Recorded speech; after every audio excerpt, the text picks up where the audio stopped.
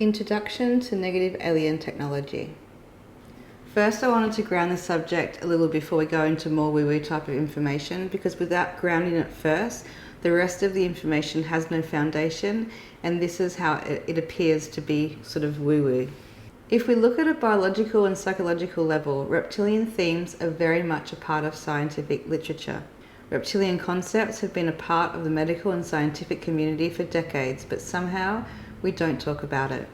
Scientific research proves that the current human brain has 3 separate parts and are at all different ages.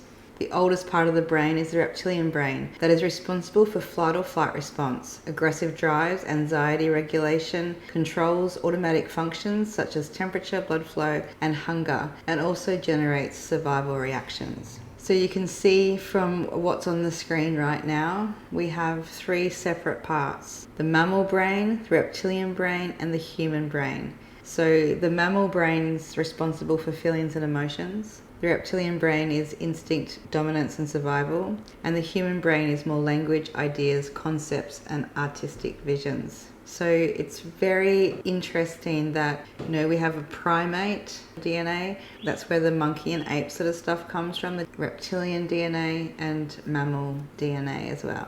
The limbic part of the brain that generates emotions and feelings is the center for habits and memory and processes our gut feelings. The neocortex part of the brain is the newest part of our brain, and it's responsible for rational thinking, abstract thought, imagination and language, information processing and learning, and spiritual understanding.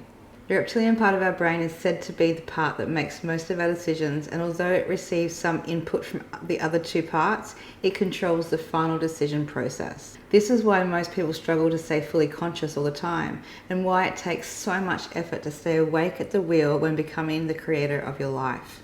Not only do we have a reptilian part to our brain, we also have a tailbone. You only have to look at an early stage human embryo around the 28-day mark to see how much it resembles a lizard, as you can see a tail-like portion on the bottom. We have evolved to lose the tail, but we are left with the tailbone. Our entire lives are fundamentally based on these reptilian biological influences because it's part of our hardware, and this is the reason I believe we're able to be interfered with so easily, because this part of our hardware has not been upgraded yet, so our neocortex can be more in control. It doesn't do us any good to ignore that we have reptilian DNA and hardware. We have many types of DNA within the framework of humans, and we have been denied the truth of our human framework so we can stay asleep and think we are the only ones in the multi-universe. The reptilian part of the brain is responsible for most of the destructive impulses like aggression, dominance, territorial tendencies, and it's reflected in war, violence, greed, and deception for power, and so much more. Evolution is taking us away from our reptilian brain running the show, and our brains are evolving past the limitations that the reptilian part of our brain tries to impose on us in order to keep us from expanding. The newest installment to these brains of ours is the neocortex, and this is the ultimate height of human evolution and potential. The neocortex is what truly separates us from other animals, and although many primates have a neocortex, they are nowhere as developed as humans. Sadly, the reptilian brain persists and is often the main voice most people hear in their heads with all the fears, worries, anxieties, and procrastination. A world-famous thought leader talks about the reptilian part of the brain destroying human potential more than anything else, and he calls it the voice of the lizard.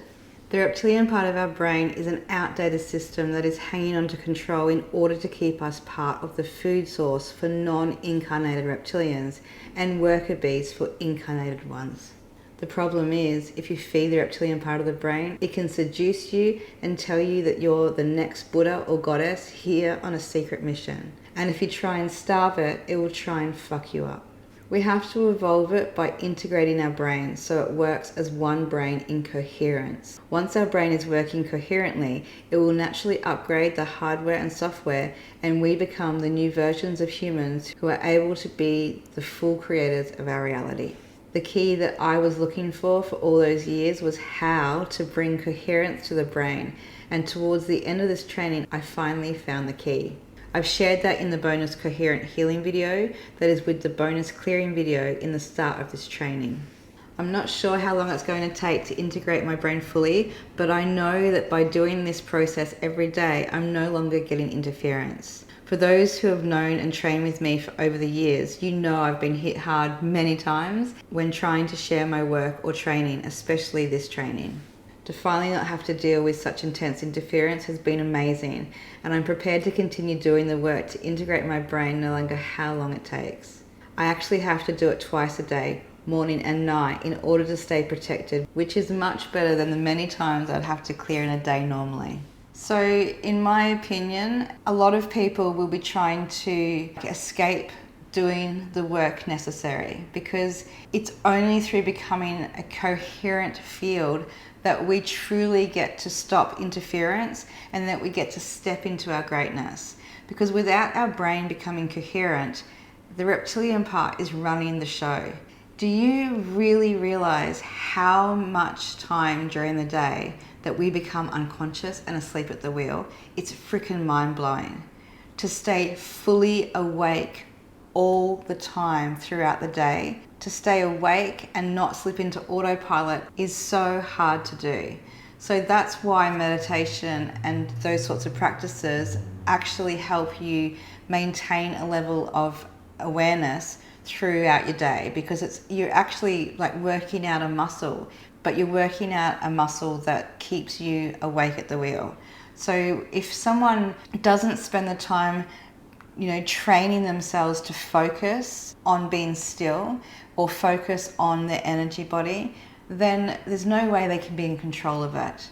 There's no way to escape this work. There's no way to escape it. The inner work is absolutely vital right now, and it's the only thing that's going to allow any of us to, one, stop interference, and two, expand into our greatness. If you're prepared to stay limited, stuck, and a food source, then it's fine to just go on your merry way and just stay in the third dimensional form and framework of society. But if you're someone that actually feels that you need to expand and you don't want to be stuck where you're at, the only way forward is to actually do the work, the real work, which is learning to become the master of your mind, your emotions, and your energy field. And that is the only way to true expansion. And you can see by just our hardware and software that are inside of us, it makes it really, really difficult to navigate that inner world because there's so much going on. Now that's the reason why the free coherent healing video that I've put in this training with the free clearing video is something that I'm really passionate about, because it's changed so much in my life. I've had many periods in my life where throughout the day I'd have to clear maybe 6 or 7 times, and I wondered, how am I supposed to spend my life just fully clearing all the time? Now those are the times that I've been focused on with certain energies, and it's actually been a gift because I've learnt so much from that I was able to navigate and help other people navigate it. But going through the process and having to spend so much time clearing was absolutely exhausting, and I thought I'd have to spend my whole life doing that. Now this is the reason why I am so passionate about people actually spending the time becoming coherent, and that's why I've done that video, because nothing has changed my life more than that. If I don't spend the time morning and night becoming coherent and bringing coherency into my field and my brain, then I find that I'm definitely more susceptible to interference. If I'm onto it and I'm doing it morning and night, I can actually get this information out like I'm doing now without feeling like there's frequencies trying to distort my field. So it is so nice to be able to work, film, and live without so much interference. It's very rare it comes through unless I haven't been onto my inner work. So I can't stress that enough. It's really important to know that there's no escaping. There's no escaping doing the inner work. Bringing peace, harmony, and full coherence to our minds, our emotions, and our energy body is the only way that we get to evolve as humans and become the creators that we truly are. Duality is part of this reality, but having a brain in pieces and not working as a whole is the main reason why we're still in the reality of duality, I truly believe. Once we integrate our brain to become whole and bring coherence to our system, we are no longer accessible to anything that is not coherent. This means that negative energy of any kind is not able to affect us. This is a process. It's not a quick fix, and it requires dedication to doing the energetic work daily. But the rewards of being whole and coherent is massive.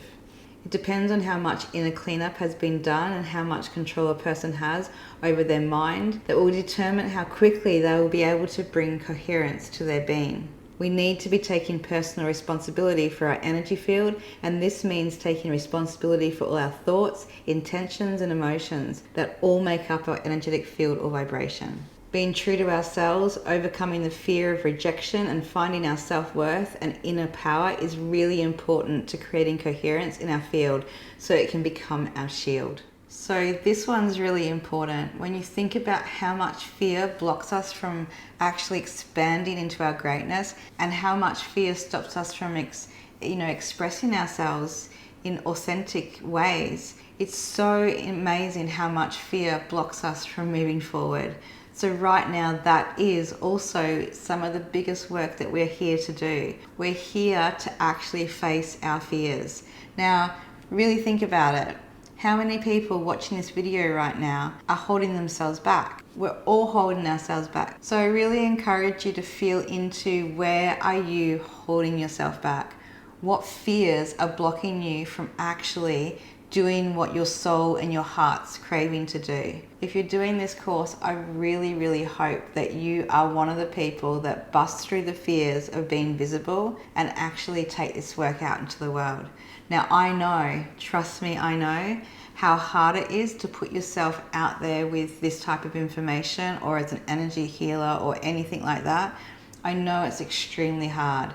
We've had lifetimes of being stoned or burnt at the stake for having any idea of how energy works. And these energies on this planet do not want people like you and I expanding into our greatness, obviously. So it is scary. But what's more scary to me is staying stuck in the way that we are right now. We all know that the world can't survive. Humans cannot survive if we don't change. Stuff has to change on this planet, and a lot of it has to do with all of us facing our fears that are programmed into this hardware and software unit that keep us from expanding into the beings that we're truly here to be. We have to face our fears, we have to find our self-worth, and we have to expand into our greatness. This is the only way to override that reptilian brain who wants to keep you small. It says it wants to keep you safe, but the only way to keep you safe is to keep you small and not expanding. And that's not a choice that we have anymore. It's time to grow up, it's time to face those fears, it's time to expand, and it's time to change this world. We're now hitting the point where with frequencies are forcing people to purge their shit in order to rise as a collective. But this also means people have to face their shadows and demons. We're only able to help if we've done the work to clean up our own inner worlds, emotions and mindsets. So the dedication to becoming whole and coherent is vitally important for us to take this quantum leap we are facing. The quicker we clean up our own inner world and balance our brains, the quicker we help the planet and the collective consciousness rise, so we can free ourselves from this fate matrix that keeps us in some kind of holding cell that doesn't allow us to know our true history and place in the multi-universe. In the next section, we're going to look at some negative alien technology that I have found over the last 10 years. These are not the only technologies used, but they are the most common forms used. We live in a dualistic universe, even though we're told it's only 3D Earth that has duality and that humans created it. In my experience, this is not true, because negative and positive beings exist in other dimensions, realities and timelines, and just because a being is a fifth or sixth dimensional being, it doesn't mean they are a positive being. Both positive and negative beings have been tweaking our DNA from the early moments of creation, and you can see this through ancient civilizations with their reference to alien-looking visitors in art in their stories. The dark forces running the planet are often referred to as the Illuminati, but the Illuminati are only puppets for higher order negative non-incarnated beings. If you want to do more research on this subject, there's lots of information, both good and bad, out there on the internet that talk about this and the history. That's not my thing, but someone I really trust with this type of information is a man called Tom Montauk on YouTube. He has some really good videos that explain a lot about this sort of subject. If you do research, make sure you balance it with things that expand your heart. Otherwise, you'll go down a rabbit hole and bend your brain. So So like I said, if you do go and do some research about all this sort of stuff, if you haven't already, just make sure you're always balancing these types of subjects with things that expand your heart. You want to keep it really balanced. Many times I've done, research on these types of subjects where I haven't kept it balanced, and you can go down a rabbit hole and you can really, trip yourself out.